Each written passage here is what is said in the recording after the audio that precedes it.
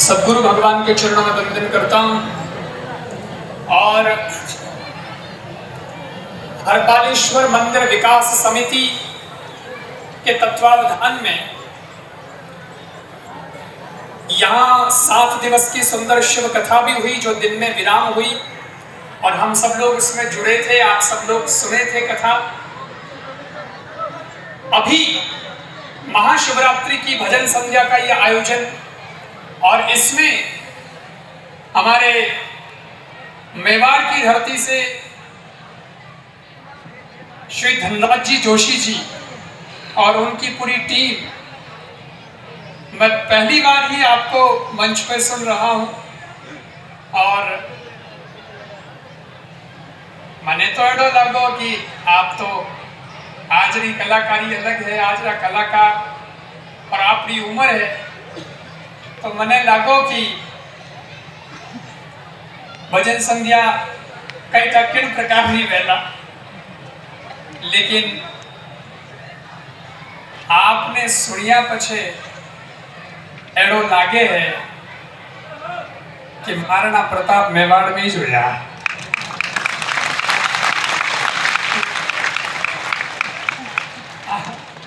जिस प्रकार से आप गाते हैं, मैं सुन रहा था, आप सब लोग भी, आपने भी चौका लग गया कि नहीं लग गया?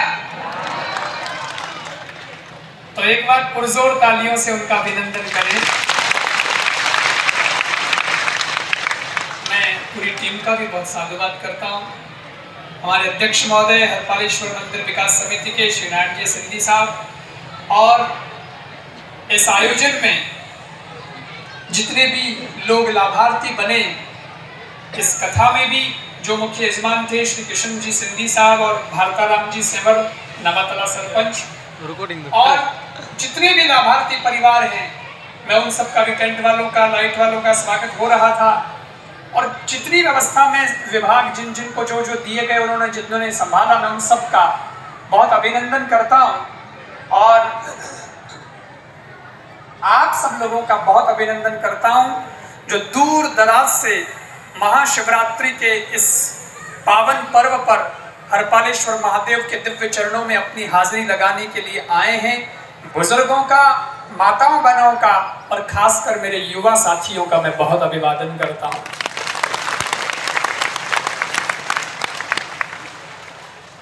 साथियों, बहुत ज्यादा मुझे बोलना नहीं है क्योंकि भजनों का आयोजन है और आपको ये यात्रा आगे बढ़ानी है और मुझे वापस निकलना है, इसलिए मैं बहुत थोड़े समय के लिए आप लोगों के बीच में हूं। कई बात करूं, मने एड़ो लागे कि शिवरात्रि रो पर्व है तो महादेव सु बहुत कुछ सीखे जड़ो है। भगवान महादेव अपने कई सिखावे। शंकर भगवान ओ कहवे कि व्यक्ति के जीवन में प्रतिकूल परिस्थिति चाहे कुछ भी हो जाए, उतार चढ़ाव जिंदगी में आता रहे, पर प्रतिकूल परिस्थिति आने के बाद में भी व्यक्ति को कभी धैर्य नहीं छोड़ना चाहिए। आत्मबल व्यक्ति का इतना मजबूत होता है कि उसके सामने धन बल भी काम नहीं आता, क्योंकि धन बल बहुत छोटा बल है और आत्मबल बड़ा बल है। इसीलिए जिनके पास तख्त हैं, जिनके पास मुकुट हैं, जिनके पास सोना चांदी है, वो तो सब देव हैं, परंतु जिनके पास कुछ नहीं है वो हमारे महादेव हैं, है ना। बर्फीले पहाड़ों में रहते हैं, कैलाश पर्वत पे रहते हैं, पहनने को वस्त्र नहीं है, गहने गांठे आभूषण रखते नहीं है, और उसके बाद में भी देखो मस्ती तो देखो आप, हैं। और तो और मैं तो महादेव जी की कथा करी मोटे हाथ दिन थे लोग सुनी हो तो बहुत सारी बातें मैं कथा में बताई, पर आप देखो आदमी शमशान रे कलू भी अगर निकले तो आदमी ने डर आवे कि कोई भूत नहीं लग जा, परंतु महादेव तो श्मशानों में भूतों को वश में करके रहते हैं। बताओ कितनी बड़ी ताकत है। मतलब मारे कहवारो है खासकर युवाओं, आप सुनना युवा मित्रों, जिंदगी है, जिंदगी में उतार चढ़ाव आता रहे, पर कभी हिम्मत, क्योंकि हिम्मत की ही कीमत है। हिम्मत की कीमत है, हिम्मत नहीं आ रही। मैं सुनूं कई बार टीवी में न्यूज आवे, मोबाइल में आवे, अखबारों में आवे, छोटी छोटी बात माते छोरा मर रही है, छोरियां मर रही है। अरे जिंदगी इतनी महत्वपूर्ण भगवान दी है, सबसे मोटी चीज और सबसे महंगी चीज कहीं है, अपनी जिंदगी है। कोई चीज बाजार में लेने गया और वह उन्हें नहीं मिली या उन्हें खरीदने लायक थे नहीं हुआ, कोई टेंशन नहीं है, लेकिन वो ना मिले तो उसके चक्कर में अपनी जिंदगी को गवा मत देना, सबसे मूल्यवान जिंदगी है। स्कूल में एग्जाम दे वो बात अलग है, लेकिन कंपटीशन का एग्जाम दे वो बात अलग है।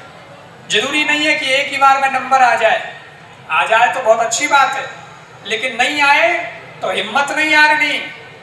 मैं देखा कई बार अखबारों में न्यूज आवे कि 4 नंबर कम आया, 2 नंबर कम आया, कंपटीशन में सिलेक्शन नहीं दियो और छोरो आत्महत्या कर ली।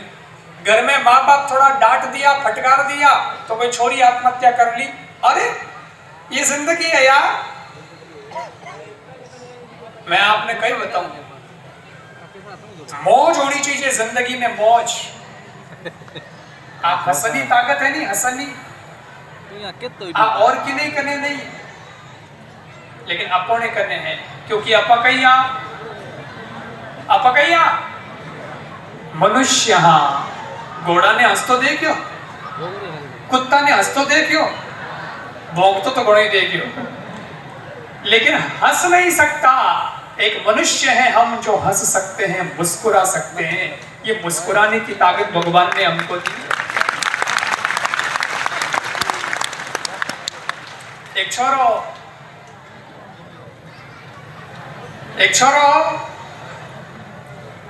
एग्जाम दियो 10वीं रो, रिजल्ट आने वालो, जिन दिन रिजल्ट आने वालो हो उन दिन सबने मार साहब बुलाया स्कूल में, बोले मार्कशीट देंगे आपको, स्कूल आना।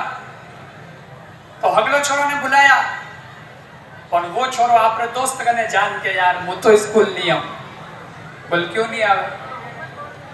तो के यार मारे थोड़ी टेंशन है, मने लागे कि मैं फेल हो सकूं। मारे एक तो कहिए कि साइंस नहीं आवे, एक मने गणित नहीं आवे, दिमाग में ज नहीं आवे, तो मारे वो में फेल होना चांस है। तो मने डर लागे, पछे मैं घरे आऊं, पापा आका करी, पछे गड़बड़ वे, इन वास्ते मने डर लागे। तो के कई करनो?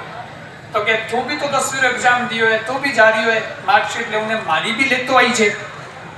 वो के ठीक है भाई, तू मारो दोस्त है, थारी भी ले तो आओ, पण सुन मारी मार्कशीट तो घरे लावेला मारे, और मारा पिताजी अगर बैठा रहे करने तो सीधी सीधी मार्कशीट पिताजी ने मत बताइए, कई तो रिजल्ट में फेल आयोड़ो वे, तो पिताजी मारी आरती उतार देगा, मने आवे डर।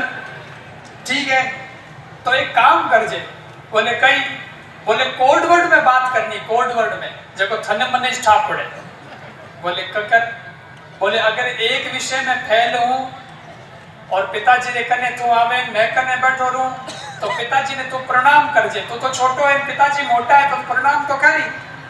तो एक विषय में मैं फेल हूं तो पिताजी ने प्रणाम करने कही जे, एक वैष्णव भगत रे तरफ थी या एक वैष्णव सज्जन रे तरफ थी राम राम, तो मने ठा पड़ जाए कि एक विषय में मुंह फेल, और ज्यादा से ज्यादा 2 विषय में फेल हो सकूं, क्योंकि साइंस गणित थोड़ी भारी है, तो 2 विषय में फेल हो जाऊं तो थोड़ा परिणाम करती टाइम कही 2 वैष्णव जन रे तरफ थी रोम रोम, तो मने ठा पड़ जाए, पचे मैं बात संभाल ले। ठीक है, वो क्यों ठीक है भाई, तुम्हारा दोस्त है, थारो साथ नहीं दूं तो किन न दूं, अपन यूं कर ले कोड वर्ड में बात। ठीक है,